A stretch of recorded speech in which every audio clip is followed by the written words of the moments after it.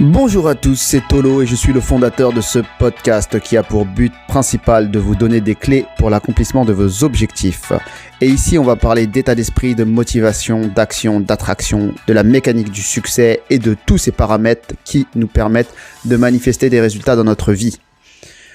Alors, en ce début d'année 2021, j'aurais pu vous parler de toutes ces bonnes pratiques pour poser des résolutions ou atteindre vos objectifs pour l'année 2021.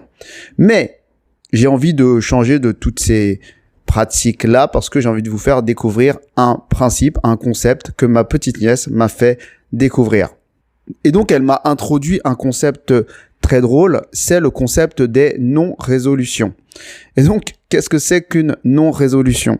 Parce que, en fait, ce n'est pas juste décider de ne pas faire quelque chose, comme je le pensais, puisqu'elle m'avait dit qu'elle faisait sa liste des résolutions et des non-résolutions. En fait, c'est de décider de ne pas changer quelque chose qu'on pourrait ou qu'on voudrait idéalement changer. Moi, c'était la première fois que j'entendais parler de ça. Et elle me dit que cette idée lui venait d'une youtubeuse pour adolescentes, je pense. Et je ne pensais pas aller chercher des conseils auprès de youtubeuses pour adolescents. Mais a priori, je pense que la période change et il y a des aspirations à prendre chez tout le monde.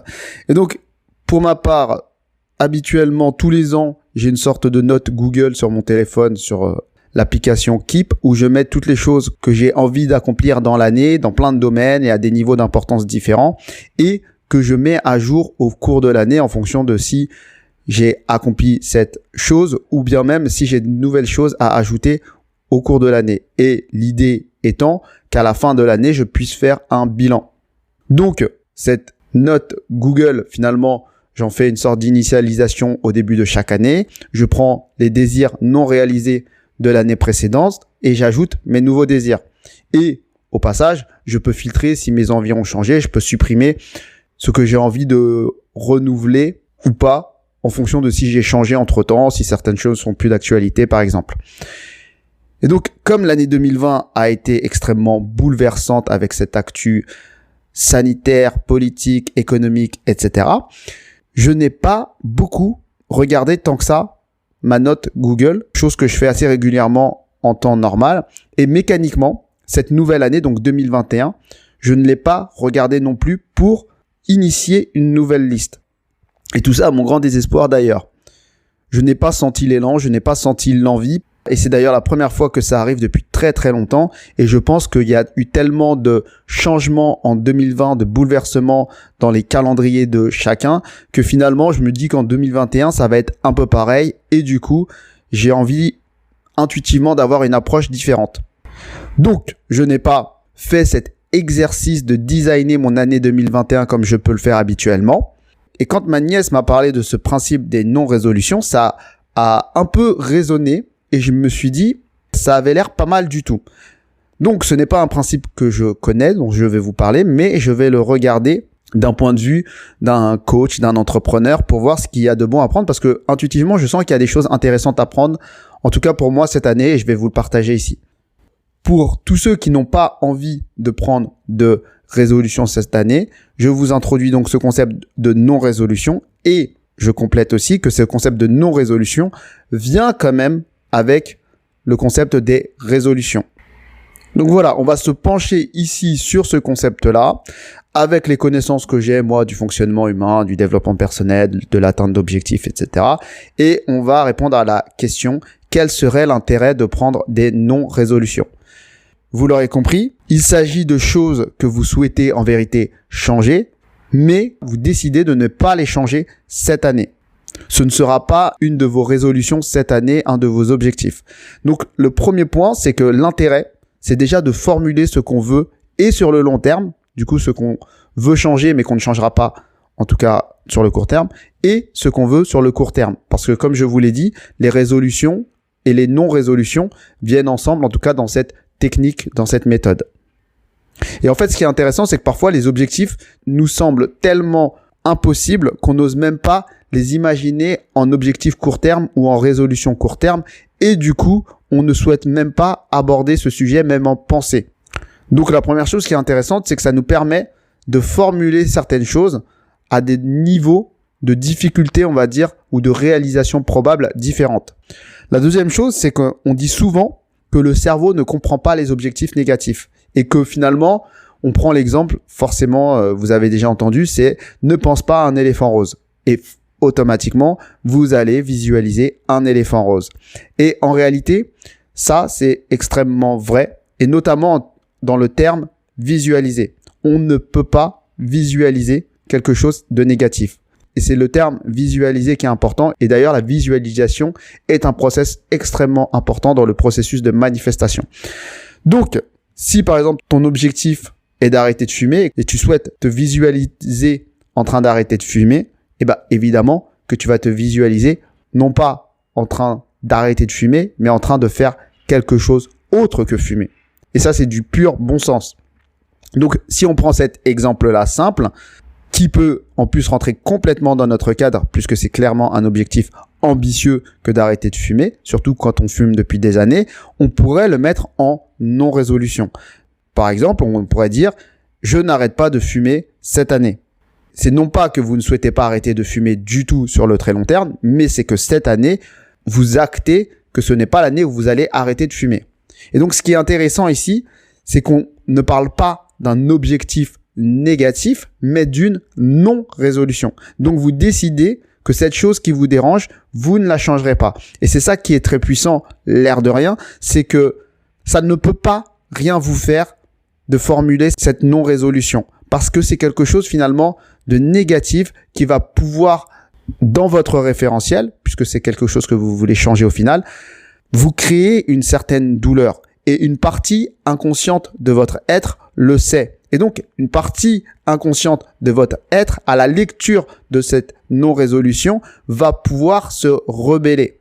Parce qu'inconsciemment, elle ne veut pas que vous souffriez. Et donc, si vous écrivez finalement quelque part que cette année, vous allez vous infliger 1 an de plus à fumer, ce n'est pas la même chose que si vous ne l'écrivez pas. Et c'est ça qui est intéressant, c'est que ça peut réveiller des parties inconscientes et des mécanismes de protection inconsciente qui s'activent malgré vous. Donc, quand on formule une non-résolution, déjà c'est mieux que de ne rien formuler et c'est surtout qu'on va provoquer une partie inconsciente qui ne veut pas souffrir.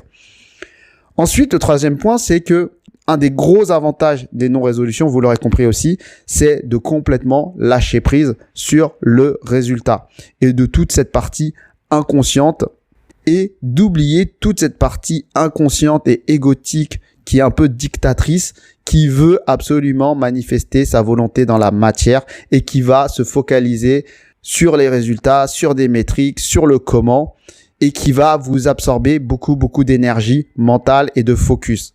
Et donc l'avantage ici, c'est qu'on lâche complètement prise et finalement, on va laisser la vie, l'inconscient, la fluidité des choses nous diriger à notre rythme vers cet objectif qui est caché derrière cette non-résolution. Ensuite, le quatrième point, c'est que, il peut pas y avoir de déception en réalité. Parce que le principe des non-résolutions, comme je l'ai dit au tout début, ne peut venir que compléter le principe des résolutions. Donc, ne faites surtout pas que des non-résolutions. En fait, vous comprenez bien que ça va permettre de donner plus de valeur, justement, d'une part, à vos résolutions, parce que, selon vous, en tout cas, de votre point de vue, elles sont plus crédibles et plus faisables pour l'année qui va suivre. Et ça, c'est très important de pouvoir faire cette distinction entre ce qui vous semble réalisable et ce qui vous semble finalement moins réalisable. Et donc, finalement, les non-résolutions, c'est une sorte de bonus.